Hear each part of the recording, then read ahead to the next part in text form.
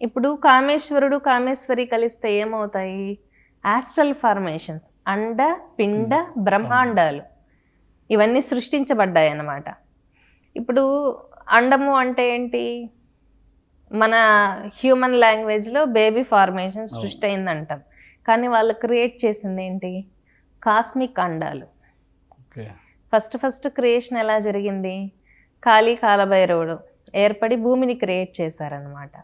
తర్వాత భూమి ఏర్పడిన తర్వాత సరిపోతుందా? భూమి ఉంటే సృష్టి చేయాలి అంటే, మనుషులు ఇక్కడ మామూలుగా నివసించాలంటే సూర్యుడు చంద్రుడు కావాలి కాబట్టి మళ్ళీ కాళీ కాలభైరవుడు అక్షోభ్య భైరవుడుగాను తారాదేవిగాను అవతారం తీసుకున్నారు.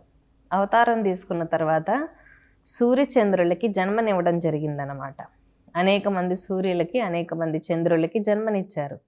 తర్వాత భూమి మీద మనిషి జీవం అనేది ఏర్పడాలంటే కేవలం భూమి సూర్యచంద్రులు ఉంటే చాలదు కదా, ప్రకృతి పంచభూతాలు అనేది ఉండాలి. కాబట్టి మళ్ళీ పార్వతీ పరమేశ్వరులు ఏం చేశారు? లలితా పరమేశ్వరి గాను ఈశ్వరుడు గాను మళ్ళీ అవతారం తీసుకున్నారు. అవతారం చేసుకొని ఈశ్వరుడు పంచభూతాలను సృష్టిస్తే అమ్మవారు ప్రకృతిని సృష్టించిందనమాట. లలితాదేవి చేతిలో చెరుకుగడ ఉంటుంది, అవునా? ఆ చెరుకుగడ ఇలా భూమి మీద వదిలినప్పుడు ఈ ప్రకృతి మొత్తం సృష్టించబడిందన్నమాట.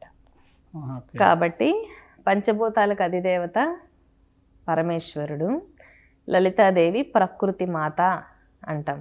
తర్వాత సమస్త జీవరాశులకి అనేక లోకాలు అంటే ఎవరి ప్లేసులు వాళ్ళకు ఉండాలి కదా.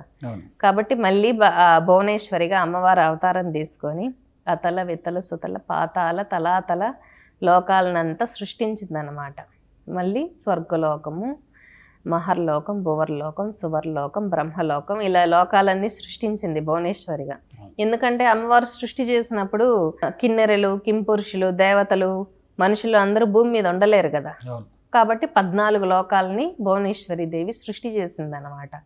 హిరింకారి అంటారు అమ్మవారిని, మహామాయ. కాబట్టి అమ్మవారు మనకి ఇన్ని ఫెసిలిటీస్ని కల్పించడానికి 10 దశమహావిద్యల అవతారం తీసుకుంది. దశమహావిద్యల స్వరూపాలతో అమ్మవారు మనుషులకు కావాల్సిన లోకాన్ని, ప్రకృతిని, సూర్యచంద్రుల్ని ఒక్కొక్క అవతారంలో సృష్టి చేస్తూ వచ్చిందనమాట. తర్వాత మనుషులు అన్ని కంఫర్ట్స్ ఉంటే సైలెంట్గా ఉంటారా? ఒకరినొకరు కొట్టుకోవడం, తిట్టుకోవడం చేస్తారు. అప్పుడు పనిష్మెంట్ ఎవరు ఇవ్వాలి? మన ఇంట్లో అన్ని కంఫర్ట్స్ మన చిన్నప్పుడు ఇచ్చినప్పుడు ఏం చేస్తాం? బాగా ఇంకా కొట్టుకోవడమే పని, తిట్టుకోవడమే పనిగా ఉంటుంది. ఎందుకంటే అన్ని కంఫర్ట్స్ ఉంటాయి కదా. అప్పుడు అమ్మ వచ్చి ఏం చేస్తుంది? ఒకటి ఇస్తుంది, కొడతారు. కాబట్టి అమ్మవారు ధూమావతి స్వరూపంలో చాట చీపురుతో ఉంటుంది. బగలాముఖి స్వరూపంలో ఎదుటి వాళ్ళ నాలుకను బయటకు తీసి గదతో ఇలా మోదుతూ ఉంటుంది. అంటే మనుషులు ఎవరైనా తప్పు చేస్తే శిక్షించే అవతారాలు అన్నమాట ఇవి. చాలామంది నోటితో బూతులు తిడతా ఉంటారు.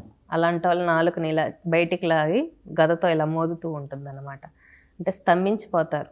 ఎవరైనా మనల్ని తిట్టారనుకోండి, బగలాముఖి మంత్రం చేస్తే వాళ్ళ నాలుక స్తంభిస్తుంది, మైండ్ స్తంభిస్తుంది. కాబట్టి ఇటువంటి దేవతలంతా అమ్మవారు అవతారం తీసుకున్నారు. ఎవరి కోసం తీసుకున్నారు? మనుషుల్ని ఉద్ధరించడానికి.